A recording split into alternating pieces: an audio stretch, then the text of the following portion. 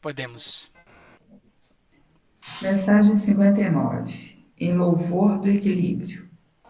Toda amargura, cólera, ira, gritaria e blasfêmia sejam retiradas dentre vós, bem como toda malícia.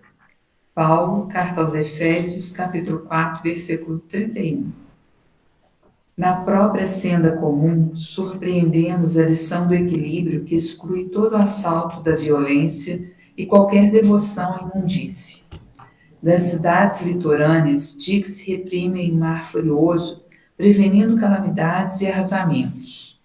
Nos grandes edifícios modernos, para-raios seguros coíbem o impacto fulminatório das faíscas elétricas.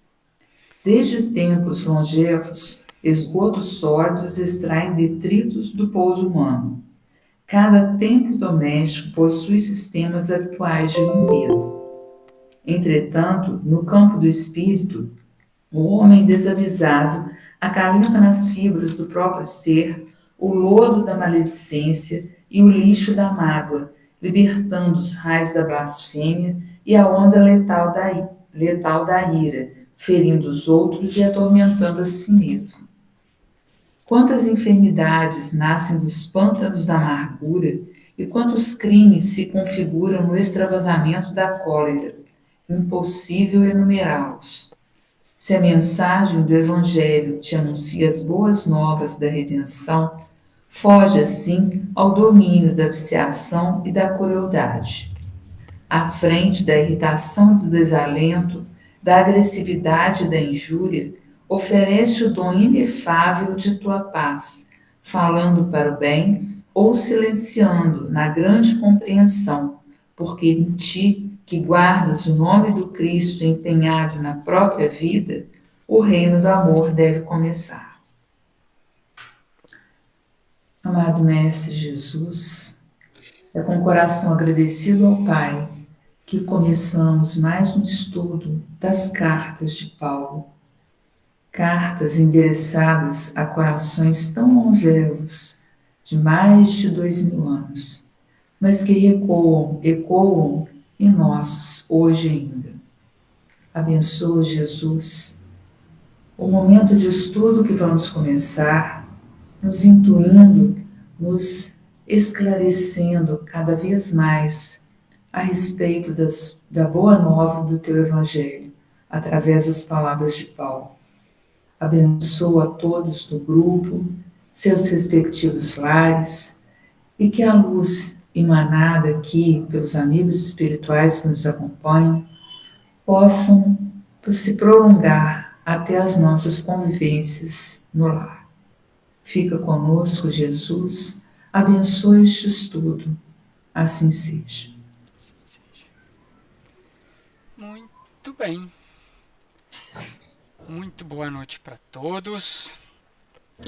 Nesse quase finalzinho de outubro, no dia 30 de outubro aí, estamos aí no capítulo 11 e vamos começar o versículo 8, ok?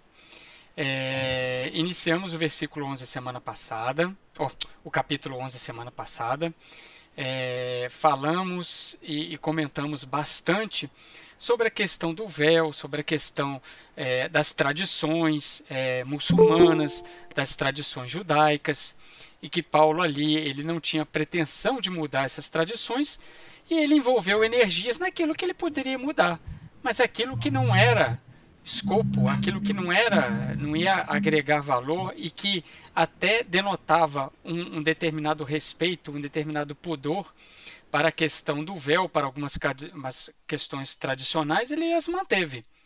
Né? Comentamos bastante isso aí e eu acredito que todo mundo entendeu esse posicionamento dele aí. Tá? Vamos iniciar o versículo 8, mas antes eu vou pegar o 7, só para a gente fazer esse contexto aqui. Quanto ao homem, não deve cobrir a cabeça, porque ele é a imagem e a glória de Deus, mas a mulher é a glória do homem. Pois o homem não foi tirado da mulher, mas a mulher do homem. Então, Paulo inicia aí com a questão da mulher ser retirada do homem. É claro, se vocês, quem tem a BJ, vai verificar que existem umas notinhas aí do lado esquerdo aí, a questão de Gênesis, que Paulo está fazendo o quê? Paulo está aludindo à narrativa da criação, né? A narrativa de que a mulher foi retirada da costela do homem, a fim de formá-la. Só que nós vamos adentrar aqui o verso 11 e o 12, e ele vai, logicamente, igualar. Aqui, gente, ele está simplesmente chamando a Torá. Tá bom? Ele está simplesmente chamando a Torá para poder o cristão judaico lembrar. E aí depois ele vai igualar. Tá? Porque um só existe para o outro. Lembrando, mais uma vez, que naquela época tinha a cultura da subordinação da mulher. Nós comentamos isso bastante no estudo passado. Quem ainda não viu, já está gravado lá. Nós comentamos, inclusive, que era uma questão até de proteção da mulher, tá? Uma questão de papéis que eram muito bem delineados naquela época, uma questão de cultura. Então, isso vinha de cultura a cultura, de geração a geração. E aqui ele fala que a mulher foi criada do homem para o convívio mútuo. Quem trabalhava e sustentava a casa eram os homens. E o dever da mulher era para com os filhos, era para com o lar. E se tivesse criados, também era para com os criados. Isso, gente, é uma questão de cultura. Existe até hoje essa cultura aí. Tá? É o modo, né, islâmico ou muçulmano de se viver, ou até mesmo algumas culturas orientais. Então a gente vai entrar numa parte, até a gente também comentou semana passada, eu até abri o meu ponto de vista, né, que muitos colocam a hipótese, inclusive comentaristas, de que Paulo é machista, de que Paulo está sempre puxando para o lado do homem, mas a gente estudando as cartas de Paulo, e principalmente essa parte, que ele coloca a questão da mulher e coloca a questão do homem, isso não encontra fundamento. Então isso aí é um ranço que trouxeram da questão judaica, de um costume que não foi mudado, tá? Então a gente comentou, aquilo que ele poderia mudar, o caso da circuncisão, ele lutou para mudar, era um costume judaico, ele se opôs, beleza, ok, tá? Versículo 9. E o homem não foi criado para a mulher, mas a mulher para o homem. Gente, isso, o 8 e 9 é a questão da Gênesis. Tá? É a questão da Torá que ele está chamando aqui. Tá? Só para poder posicionar aqui. Isso aqui ele está colocando exatamente essa questão. E por isso que a mulher deve disciplinar. Opa, peraí que eu perdi aqui. Deve disciplinar o seu cabelo por causa dos anjos. Entretanto, diante do Senhor, a mulher não existe sem o homem e o homem não existe sem a mulher. Ele vai falar a questão do cabelo, a questão do véu, em respeito à cultura, a questão dos anjos, né? É uma questão cultural. E o versículo 11 vai colocar, diante do Senhor, ou seja, ele colocou assim, diante do Senhor, todo mundo é igual. Ok? A mulher não existe sem o homem e o homem não existe sem a mulher. Então, o que ele está colocando aqui? Igualdade. Igualdade. Tá? Então, assim, quem gosta de ler os versículos separados, sem colocar o contexto, aqui tem um que, né, denota essa questão machista do Paulo. Ô Cid, o finalzinho da letra G da BJ aqui, eu acho que explica bem, o finalzinho, olha aí para você ver. O contexto dessa passagem leva a compreender tudo isso de modo bem pragmático, como conselhos de boa conduta, dirigidos tanto aos homens quanto às mulheres. Ok, sim, define de boa bem. Conduta, conselhos de boa conduta, isso aí. Entendeu? Exatamente. Joel, você queria falar? Não, devia ser isso mesmo. No versículo 8 e no 9, ele vai buscar o argumento lá na Torá, Sim. né? Lá no Gênesis. Uhum. No 10, quando começa com esse, desculpa, no 11, quando começa com você, entretanto, ele já muda de figura. Porque ele vai falar, diante de Deus, apesar do que consta lá na Torá, diante de Deus somos todos iguais. Exatamente. É Então, isso? ele fundamenta o argumento dele trazendo a Torá. Mas aqui ele faz a notinha dele. Uhum. Entendeu? Ele faz a notinha dele. Né? Porque perante o Senhor, todos são iguais. O problema é que quem lê ao pé da letra ignora esse entretanto. Pula direito. E tem traduções também bem complicadas, tá, gente? Eu já peguei traduções aqui de Paulo que você fica até de cabelo em pé. Eles retiram palavras, colocam outras, principalmente as Bíblias. Eu tenho às vezes até falado para vocês as Bíblias que têm NTLH. O que é NTLH? É Nova Tradução Literária, NTLH, Nova Tradução dos Dias de Hoje. E eles então, qual que é o objetivo da tradução NTLH? É ela colocar termos coloquiais do nosso dia a dia. Entendeu? E esses termos coloquiais do nosso dia a dia, eles mudam muito o sentido das frases. Muito o sentido das palavras, dos conselhos, das observações. Então, assim, tem que ter muito cuidado. Por isso que nós preferimos estudar com a Bíblia de Jerusalém, que ela traz realmente uma tradução mais próxima do grego. Então, quando você pegar uma Bíblia, se você tiver com uma Bíblia aí, vai lá no início dela, logo na primeira ou segunda página lá, você vai verificar que tipo de tradução ela tem. Se é a tradução dos dias de hoje. Então, por isso que a gente tem sempre que ponderar aonde a gente está lendo. A palavra da Bíblia é verdade. Ok. Mas quem que está fazendo a Bíblia? Quem que está traduzindo? Questão, dependendo do culto, dependendo da religião, existe realmente algumas vertentes que dão uma inclinada para um lado ou para o outro. Mas enfim, nosso compromisso é com essa aqui. Versículo 12, então. Pois, se a mulher foi tirada do homem, o homem nasce pela mulher e tudo vem de Deus. Olha que argumento fantástico Paulo utilizou aqui. Se a mulher foi tirada do homem, o homem nasce da mulher.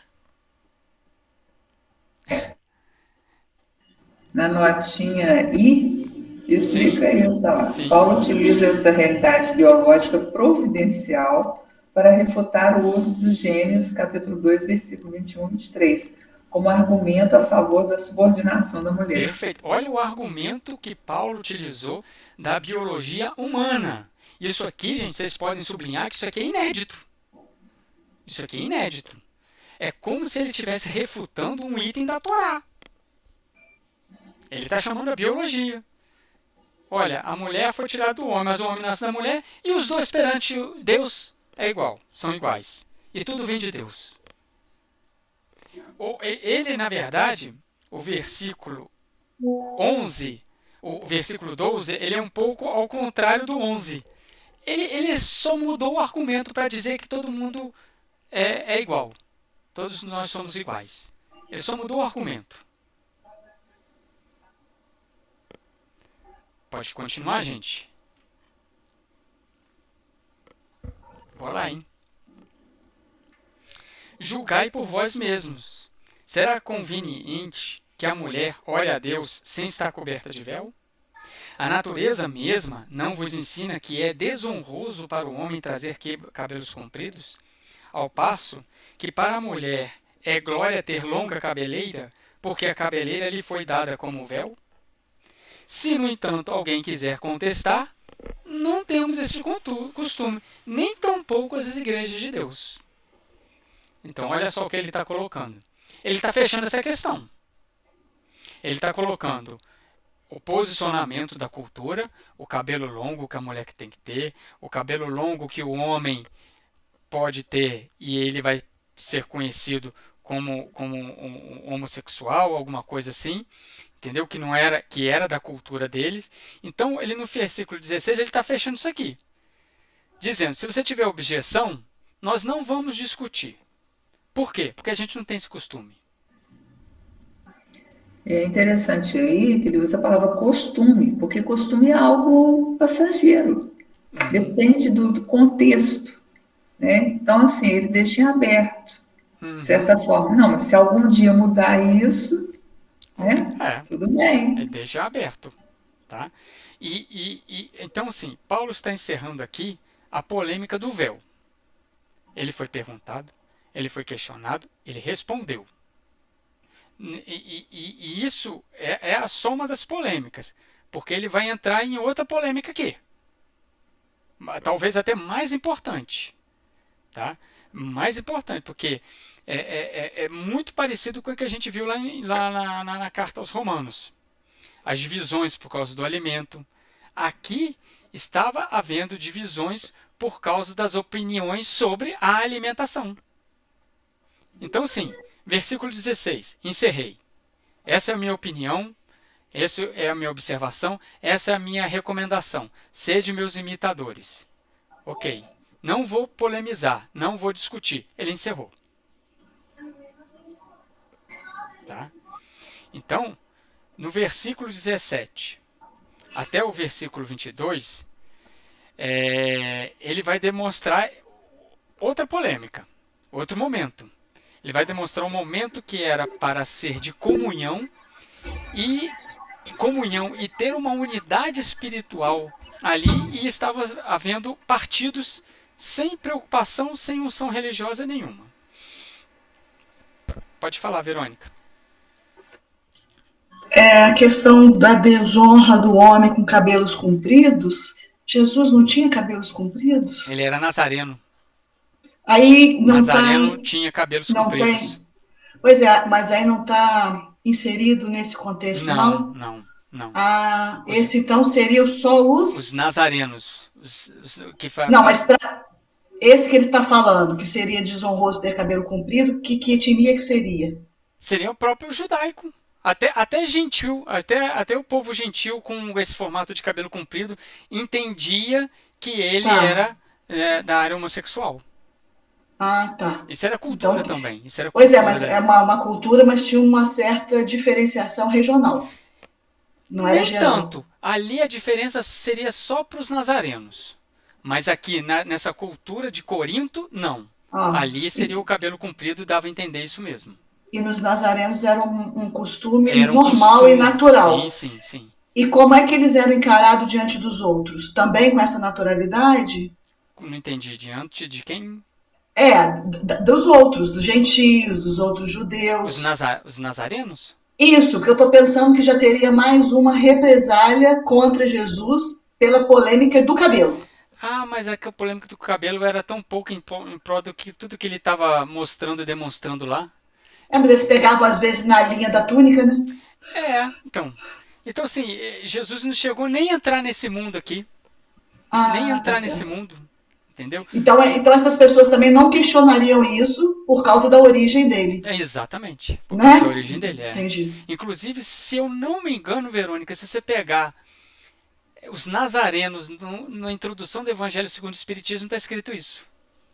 Se eu não me engano, tem os nazireus, os nazarenos, e ele está falando dessa cultura lá. Se eu não me engano. Porque pelas fotos que a gente tem de Paulo, os retratos, as pinturas, ele tinha cabelo curto. Sim, a própria não, mas a Amélia fala que ele tinha cabelo comprido? Não era cabelo comprido, mas era até o ombro.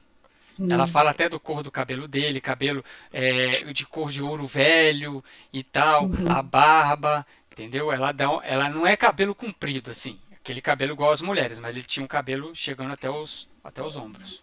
Na descrição da Amélia. Tá, obrigada. Ô Sidney, no Evangelho está assim, nazarenos, nome dados na antiga lei aos judeus que faziam voto ou perpétuo ou temporário de guardar perfeita pureza. Eles se comprometiam a observar a castidade, a abster-se de bebidas alcoólicas e a conservar a cabeleira. Isso aí. Sansão, Samuel e João Batista eram nazarenos. Tá aí. Obrigado, Jane, viu?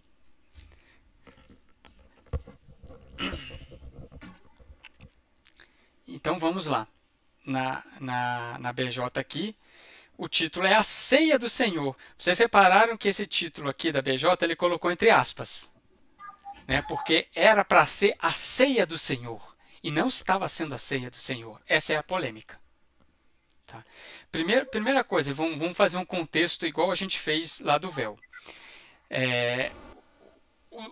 Como que era composto os cidadãos de Roma?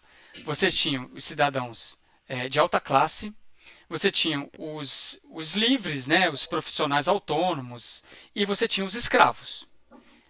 A comunidade cristã, historicamente, era composto mais pelos livres, pelos profissionais autônomos, para aqueles profissionais de comércio, e os escravos. Não tinha muito a elite, não tinha muito a alta classe. Tá? Então, a questão da comida, ela vinha até sendo trazida culturalmente para dentro da igreja. Por quê? Porque os livres, eles tinham a cultura de comer e o que sobrava, deixar para os escravos. A alta classe também fazia isso. Tá? Então, culturalmente, essa era a realidade da época. Os escravos, e tanto gente, que se você se lembra Ih, fugiu aqui, ó. Peraí. Do que Jesus falou para a mulher Ciro-Fenícia, das migalhas cair da mesa, que até os cachorrinhos comem. Cachorrinhos, isso. Entendeu? Era mais ou menos isso aí. Por quê? Porque os escravos se alimentavam do restante. Então, isso culturalmente fazia parte da época, tá? E eles, o que estava acontecendo? Estavam trazendo isso para a igreja. Só que isso, na visão de Paulo, na visão cristã, já que Paulo falou que todo mundo é igual, não era para estar acontecendo. Porque o propósito da ceia do Senhor é a comungar, né? É você estar ali comungando, é você estar ali participando, é uma coisa mais espiritual, entendeu? Então, assim, esse era o contexto, só para poder a gente entrar no que estava acontecendo aqui. Ô Sidney, eu posso interromper um pouco? Pode. Antes da gente entrar nesse contexto, uma dúvida que me surgiu aqui. Nesse dia 17, ele fala, dito isto, não posso louvar-vos, vossas assembleias, longe de vos levar ao melhor, vos prejudicam. Então, ele está falando que não pode louvar, né? Não pode os louvar. Não posso elogiar vocês. Mas no versículo 2 desse mesmo capítulo 11, ele inicia falando, eu vos louvo por vos recordardes de mim em todas as ocasiões. Então, ele inicia lá no 2 falando que os louva e agora ele já não louva mais? Pelo caso que foi apresentado. Quanto tempo será que foi de um para outro? Será que isso aqui foi na mesma carta? Foi um pouco depois? Entendeu? Existe um gap de tempo aqui. Tá. Ou até mesmo do assunto. Nesse assunto eu reprovo vocês. Naquele assunto eu fico feliz de vocês terem me lembrado de mim e ter me chamado para poder responder. Mas nesse assunto aqui vocês estão reprovados. Eu não posso elogiar vocês nesse assunto aqui que vocês estão me colocando, não. Por quê? Se ele não pode elogiar, é porque a prática que eles estão fazendo não está condizendo com o pensamento paulino. Naquela primeira lá, quando você falou eu vos louvo, ele foi perguntado. Aqui, ele talvez falou assim, olha, a prática está sendo essa. Eu falei assim, então isso aí é reprovado. Eu não posso estar com vocês nessa aqui, não.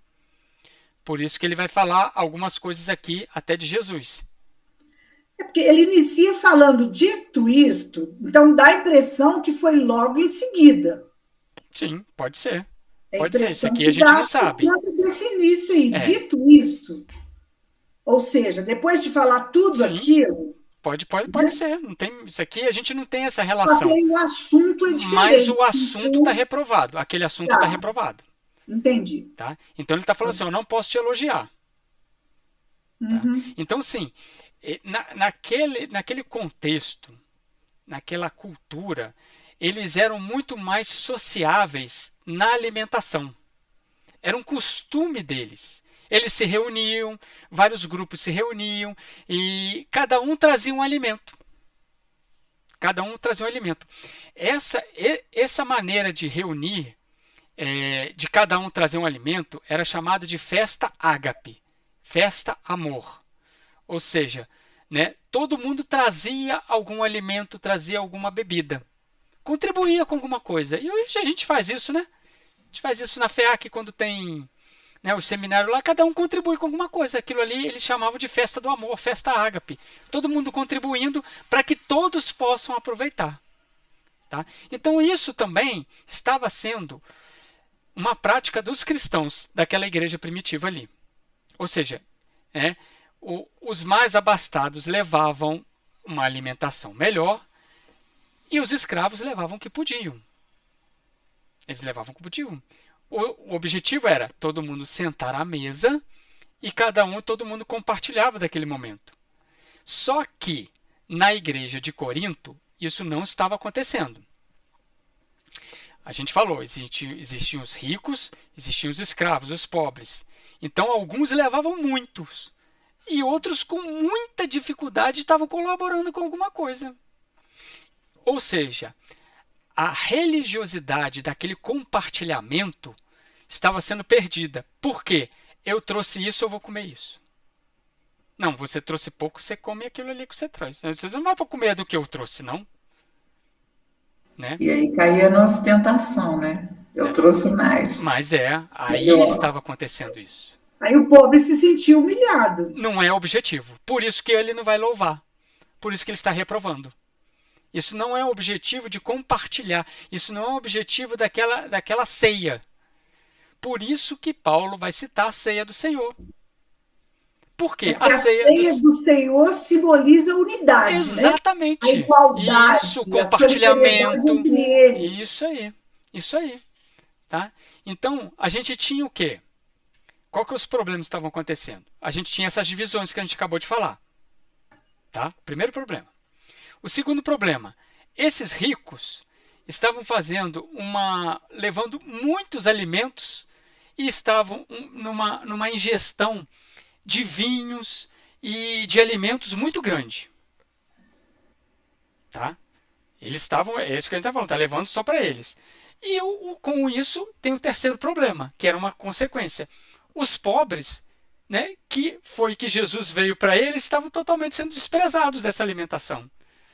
E eles, muitas vezes, saíam famintos desse banquete. Ou seja, eu venho para um compartilhamento para a gente, né, todos somos irmãos, você é meu irmão, mas a comida minha é o que como. Você come o seu aí. Então estava acontecendo isso aí. E aí eles estavam sendo humilhados. Né? Eles estavam humilhados. Quando um grupo de membros da igreja de Corinto comia e bebia de qualquer maneira, outro grupo saía bem aquém daquilo ali. Então, o que Paulo está colocando? Se na igreja, que era um lugar que era para ser sagrado, conceituado, vamos dizer assim, santo, as pessoas estão saindo com fome, estão saindo humilhadas. Ela está saindo com fome física e com fome moral, de não estar sendo compartilhada, de não estar aceito naquele grupo ali.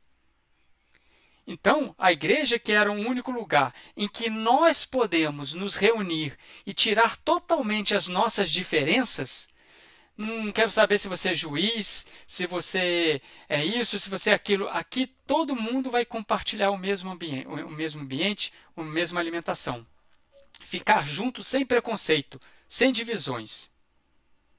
Não estava acontecendo. Né? Era uma comunhão, né?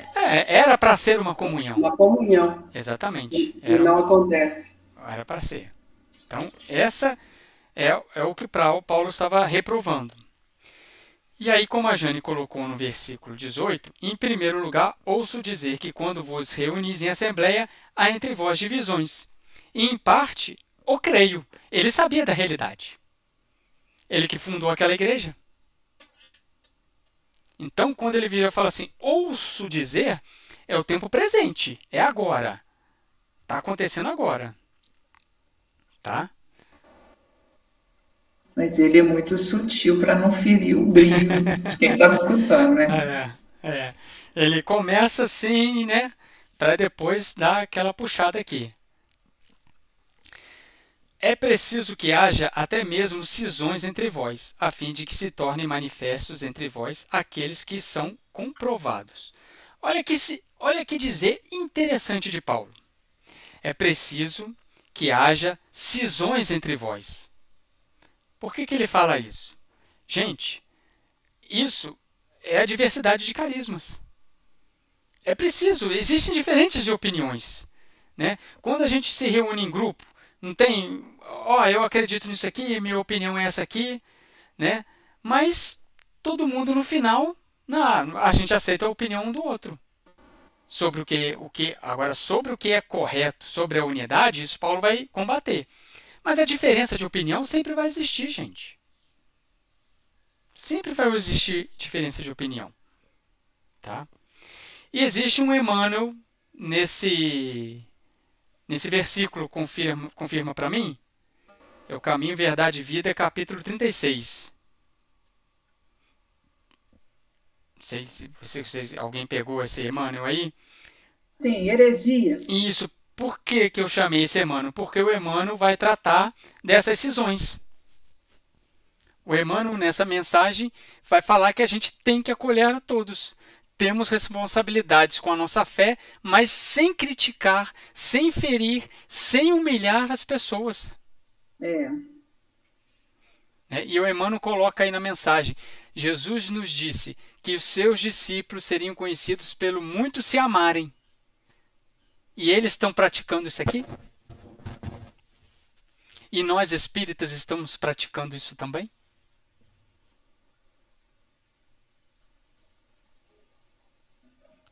Eu achei legal nesse parágrafo que ele considera aquele que não crê como um doente. E a gente tem que respeitar o livre-arbítrio do outro, né? Sem se revoltar, sem se rebelar, porque cada um está numa faixa evolutiva diferente. Somos individualidades. Sim. Então, temos experiências diferentes. Sim. Então ele fala, nessa condição, a palavra dos desesperados é sincera, por partir de almas vazias, em gritos de socorro, por mais dissimulados que esses gritos pareçam, sob a capa brilhante dos conceitos filosóficos ou científicos do mundo. Ainda que os infelizes dessa ordem nos ataquem, seus esforços inúteis redundam em benefício para todos. Quer dizer, até disso a gente tira o aprendizado. Tá vendo? Até daquele que não crê, daquele que se rebela, até disso a gente tira o aprendizado. Que vai me mostrar um ponto de vista que eu não estava vendo. Tá errado? Pode até estar errado, mas eu também não estava vendo.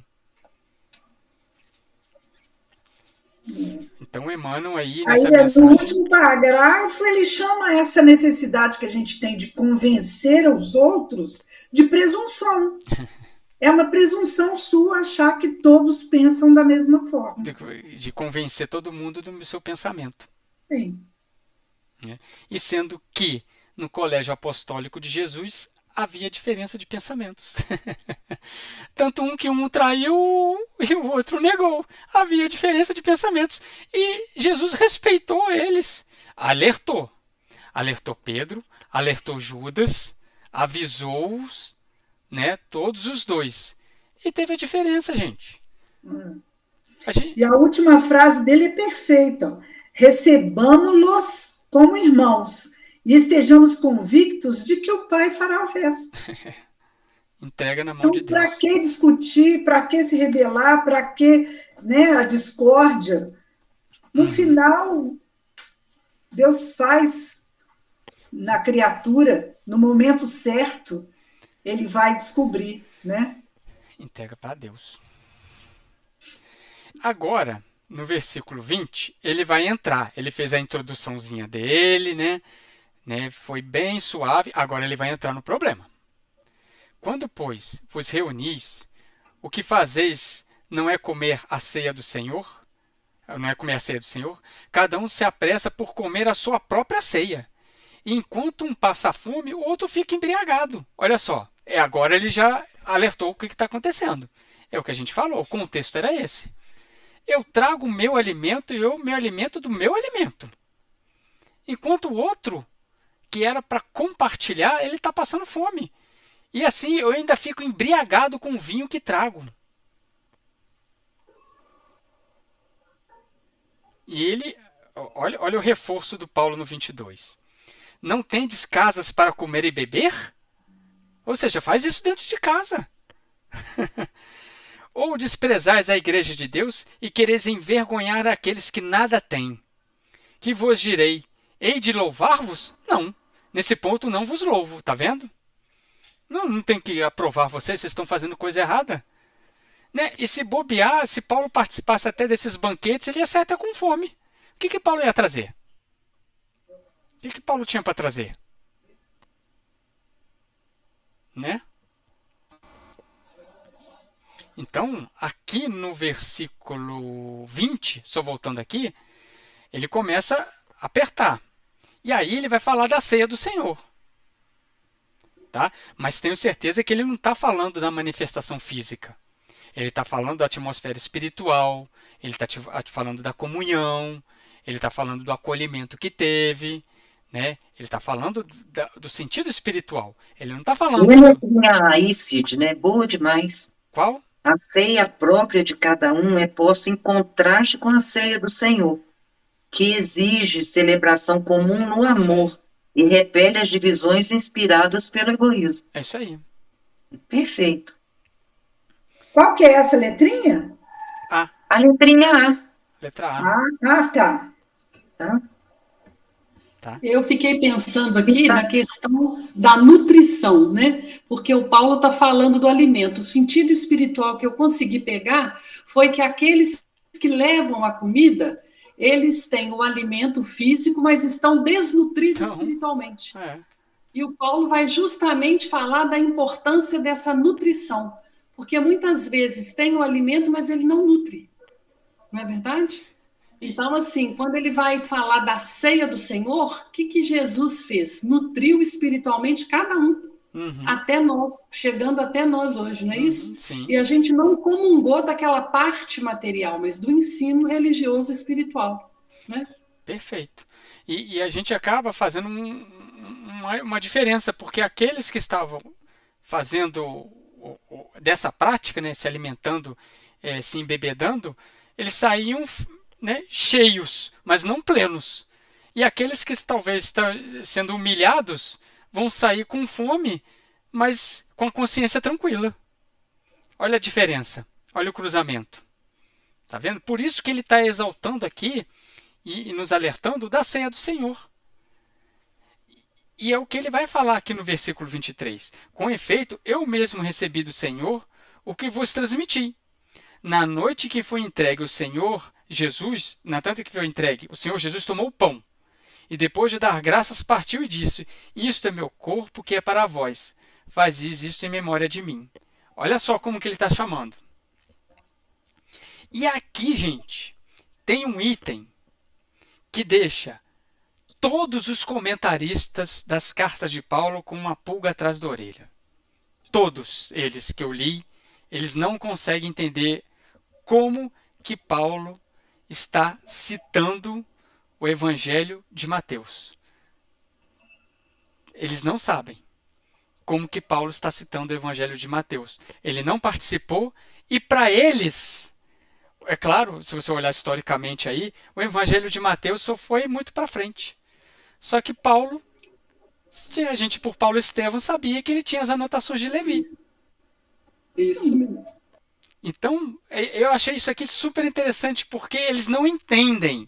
Ele está citando Mateus. E eles falam assim, não, mas só se Mateus contou para ele o que aconteceu, ele pegou a fala, não pode. Mas eles falam que ele mesmo recebeu do Senhor. Ele recebeu essa não foi terceirizado isso aí. Então, isso deixa eles mais doidos. Porque para eles só tem Atos dos Apóstolos, e isso não aparece em Atos dos Apóstolos. Nós temos Paulo Estevão. Entendeu? Então, ele ficou sabendo da ceia do Senhor. Por Mateus pode, mas ele teve as anotações de Levi. E quando ele coloca entre aspas, é uma citação. Tá? E essa ceia está em Mateus. Está em Lucas também. Tá? Que participou com ele. Não, Lucas não foi um apóstolo. Mas Lucas também se utilizou de Pedro para poder escrever. Né? Então aqui é uma coisinha assim que deixa eles de cabelo em pé. Então, assim, do versículo 24 até o 27 é a descrição da ceia. Né? Ele falou: do mesmo modo, após a ceia, também tomou o cálice, dizendo: este cálice é a nova aliança. Olha só, gente, nova aliança. Em meu sangue, todas as vezes que dele beberdes, fazei-o em memória de mim. Todas as vezes, pois, que comeis desse pão e bebeis desse cálice, anunciais a morte do Senhor até que ela venha. Eis porque todo aquele que comer do pão ou beber do cálice do Senhor indignamente será réu do corpo e do sangue do Senhor. Então aqui ele descreveu, ele chamou a situação do mestre, ele chamou a situação de Jesus para que aqueles que estão lendo, ouvindo, atentem à sua consciência. O mestre não fez isso.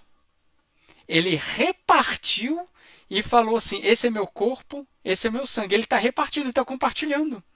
Ele está doando, ele está cedendo, ele está sendo servo. E o que vocês estão fazendo? Ele está... Pode falar. Na notinha letra E, ele coloca assim, ó: se aqueles que partilham a refeição eucarística não estão realmente unidos no amor, põe-se na categoria daqueles que mataram Jesus. Aí ele foi bem puxou bastante, né? Ok, sentido espiritual, estão matando Jesus. Né? Então, Paulo coloca muito bem o acontecimento da ceia. Coloca as frases que Jesus falou muito bem colocadas aqui. E aí, no versículo 28, Paulo chama o autoconhecimento. Olha como que Paulo vem trabalhando o argumento. Olha como Paulo vem construindo o pensamento. Aqui ele vai chamar o autoconhecimento. Por conseguinte, que cada um examine a si mesmo antes de comer desse pão e beber desse cálice. Presta atenção no que vocês estão fazendo. Observem suas atitudes, se arrependam e mudem antes de comer desse pão e beber desse cálice. O cristão, ele tem que discernir. Qual que é o significado da ceia do Senhor? O como que ela é sagrada para mim? O significado é material? Qual que é a realidade espiritual ali que está sendo representada? É isso que ele está chamando. Examine a si mesmo. E o versículo 29 vai advertir: pois aquele que come e bebe sem discernir o corpo, come e bebe a própria condenação. Aí, aquele que come e bebe sem discernimento está em estado de condenação, está em desequilíbrio. É o que ele está falando aqui. Está infringindo a lei divina, lesando a própria consciência. Não tem outro jeito. Não é? Ele chama a autoconsciência. E se você procede assim, você está se prejudicando. Está se prejudicando. E essa questão toda da ceia, que ele primeiro fez aí um histórico para a gente do alimento, agora quando ele traz esse exemplo do corpo e do sangue, aí sim ele fecha com o ensinamento espiritual, né? É isso aí. Então, assim, o mais importante numa congregação não é só estarmos ali, daquele momento, curtindo aquilo, mas estarmos de corpo e alma, né? Porque nós vamos sair daquele momento e levar aquilo que nós aproveitamos lá, né? Que sejam migalhas, mas que elas sejam verdadeiras. E que essas migalhas são as sementes, né? São as sementes.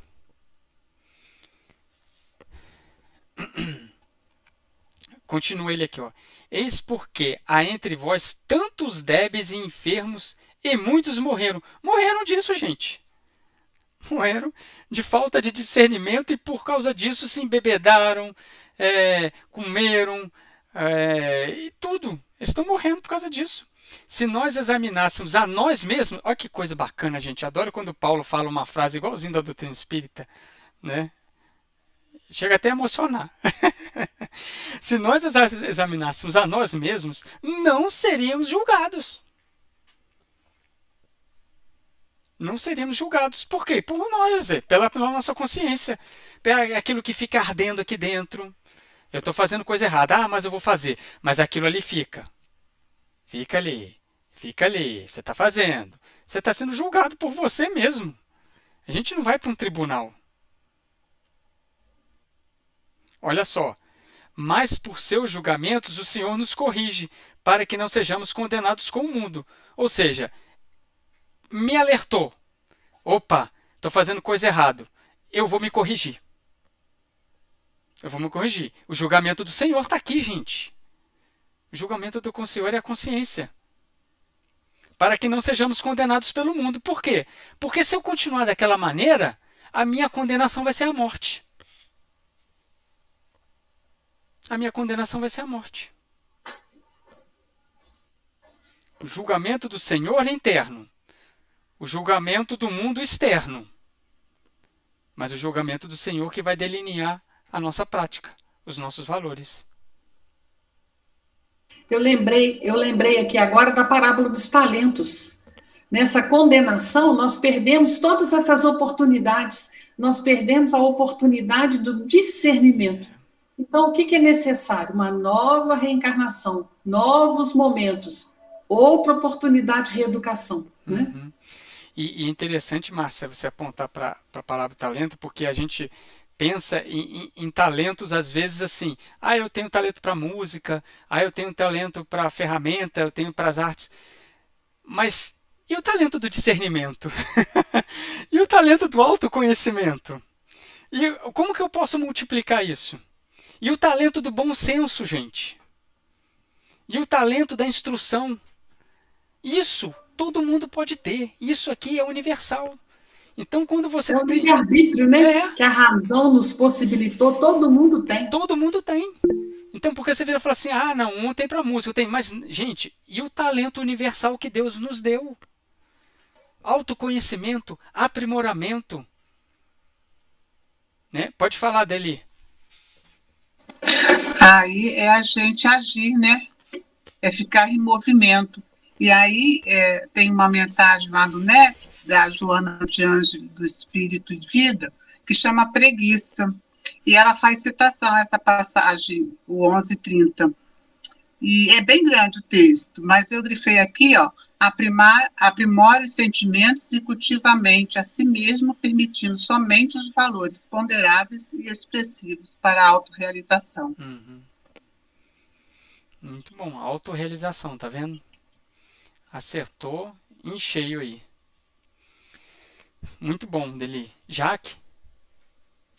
Oi, gente, boa noite. Noite. Você estava falando, eu estava pensando no talento da humildade, né? Sim, É uma coisa que nos falta muito, né? Às vezes, aceitar uma opinião de alguém, ouvir alguma coisa, dar passagem, às vezes, para uma pessoa em algum lugar. Então, pensei muito nisso. Também, porque assim, a gente tem que multiplicar isso, sendo mais humilde, praticando com os outros. Essa é a multiplicação dos talentos, gente. Você tem o talento da humildade, todo mundo tem, porque isso é inerente ao espírito, mas eu pego e enterro, esqueço. Não pratica, né? Não pratico, não coloquei em pró, eu não fiz a ceia do Senhor, eu não compartilhei, entendeu? Eu não fiz aquilo ali.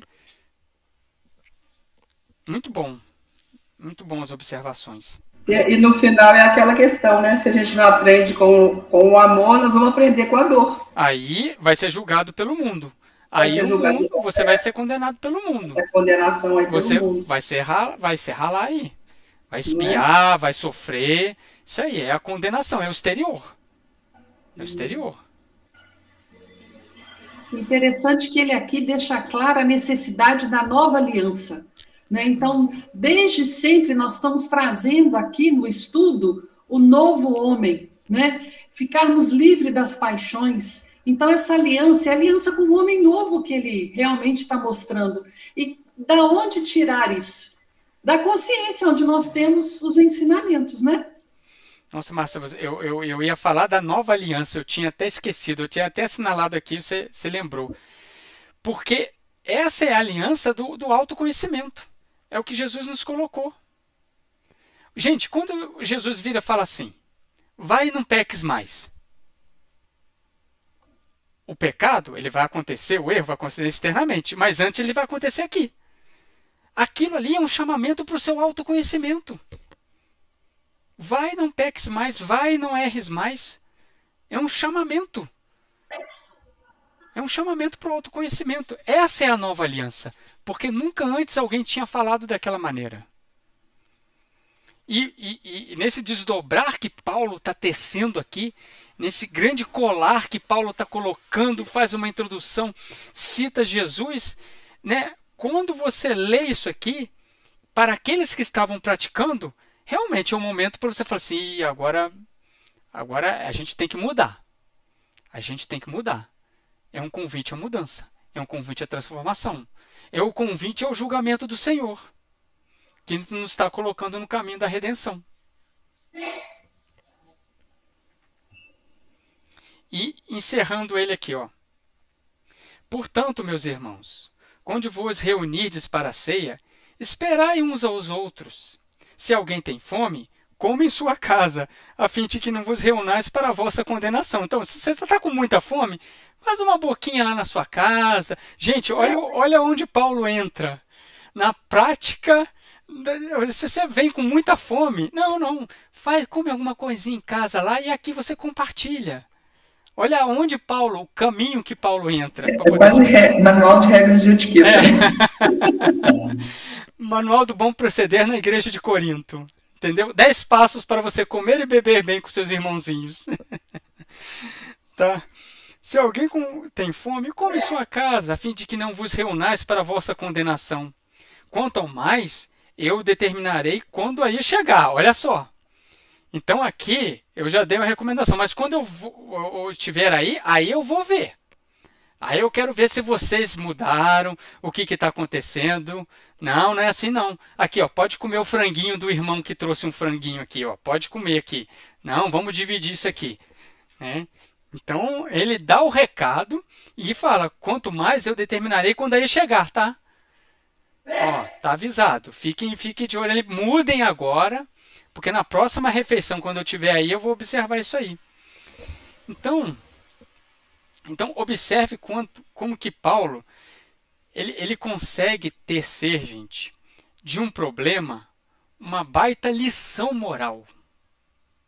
De um problema de alimentação, que um coleguinha não está dando para outro coleguinha, como que ele vai desdobrar isso para a nossa consciência. Porque Jesus falou, se você está sendo fiel naquele mínimo ali, naquele pouco, você vai ser no máximo. Então, se com um irmãozinho ali você está fazendo isso, como que você vai ser ali do lado de fora? Olha a preocupação de Paulo, de pegar esse conjunto todo e não ser só um caso de alimentação, mas de consciência de compartilhamento. Compartilhamento para a vida toda ali. É uma escala, né? Porque não há como alimentar o espírito com a barriga vazia. Não há como falar, né, a mente, a consciência, se as deturpações estão tantas nos atos, não é verdade? Então ele vai fazendo o quê? Um processo de reeducação desde cedo com esses espíritos. É o que está fazendo conosco, né? Para que na medida que a gente for no amadurecimento, que ficarmos mais alimentados, tenhamos possibilidade de pensar no alto. Eu lembrei aqui do livro do André Luiz, quando ele trabalha a casa mental no livro Mundo Maior. Então, são necessários esses estágios. Esses estágios, passo a passo. Esse passo a passo, né? Isso, então, assim, nós podemos observar quando a doutrina espírita fala no corpo, no perispírito, no espírito, nesses passos que são dados, nessas escalas, na escala dos espíritos. Né? Então, assim, como isso tudo nós conseguimos abranger e ver que é passo a passo que vamos construindo, né? Esse reino de Deus. Em nós, não é isso? E às vezes a gente fica chateado, fica emburrado, fica melindrado quando alguém chama a atenção da gente da casa espírita. Olha como que Paulo está falando aqui, gente. Olha a recomendação de Paulo. Ele está alinhando o comportamento. E a gente acha que o espírita tem que ser livre. Eu faço da minha maneira, eu faço do meu jeito. A igreja de Corinto está fazendo do jeito deles, está certo? Não. Vocês estão ferindo valores morais. E a gente fica triste, fica melindrado. Olha o que Paulo está fazendo, gente. É claro que a gente tem que saber falar também. A gente tem que saber abordar, né? Fechamos o capítulo 11. Gente, alguém quer comentar alguma coisa? Alguma coisa que ficou para trás? Algum Emmanuel que ficou esquecido? É mesmo, verdade. Eu acho que eu peguei todos os Emmanuels. Só tinha esse Emmanuel, só no 19. Só, né? Ótimo. Capítulo... Ih, gente, 19:56. Não vai dar para Olha iniciar só. o 12, não. Deixa eu te falar. Esse capítulo 12, vocês leiam ele, leiam o 13 também, mas nós vamos entrar agora numa parte mais espiritual. Mais espiritual. Nós vamos entrar, vamos falar assim, num capítulo mediúnico. Nós vamos entrar num capítulo mediúnico aqui. E esse capítulo está repleto de ensinamentos aqui. Repleto de ensinamentos aqui. Tá? E é um dos capítulos mais lindos que eu já vi de Paulo. É o capítulo 12, é o capítulo 13 e o capítulo 14. Então, o capítulo 12 está repleto de Emmanuel. A Maria Jane me passou e eu arregalei em dano. Para vocês verem como que Emmanuel trabalhou nesse capítulo. Tem muito Emmanuel. Para você ver como que Emmanuel pegou esse capítulo, que é um dos capítulos mais espirituais, mais ascendentes que a gente vai estudar. Então, assim, leiam. Se você ainda não leu, faz uma concentração, faz uma prece, faz as suas anotações, busca, vai lá no Emmanuel, lê, pega, faz anotações, porque... Tem 19 mensagens do Emmanuel. Só. Eu fiz isso, Márcia. Não foi, Jorge? Olha só, tem 19 mensagens de Emmanuel. A gente tem 29 versículos. Olha só. Olha como que Emmanuel trabalhou esse capítulo, gente. Eu não estou brincando, não.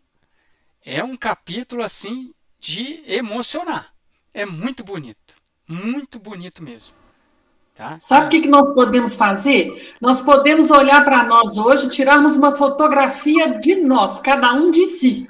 E ao final desses 12 do 13, fazermos o que o Paulo pede para ser feito no capítulo 11. Né? Fazer esse aprimoramento. Já que é um capítulo que trata de tanta mediunidade, nossa, de espiritualização, hein? Muito bom, hein? Que legal, que proposta, hein? Vamos fazer essa proposta, sim. Conteúdo espiritual. Inclusive o nosso livro de estudo, né, que é a diversidade do carisma aí, ó. Vem diversidade daqui. E unidade dos carismas. Gente, mas assim, não é? Quando vocês lerem ou já leram esse capítulo, você vai falar assim, isso aqui é a coisa mais espírita que Paulo escreveu. Mais espírita. E assim, eu fico tentando... É claro que eu também já vesti vários corpos de outras igrejas em existências passadas, e como que a gente tentou deturpar esse caminho para outras vertentes que não seja espiritual. Né? Outras vertentes que sejam vertentes onde ali é a minha explicação, ali é eu que mando, é dessa maneira que a gente tem que interpretar, é esse caminho que a gente tem que ir. Porque hoje, com a doutrina espírita, isso aqui salta aos nossos olhos de uma maneira assim que é fantástica. É muito bonito. É muito bonito esses capítulos aqui. E que bom que a gente terminou agora certinho, que a gente já começa semana que vem no capítulo 12. A gente já começa nessa manifestação de amor dos carismas aí. Tá? Então, pode marcar aí. Deixa eu marcar aqui na minha, aqui, capítulo 12.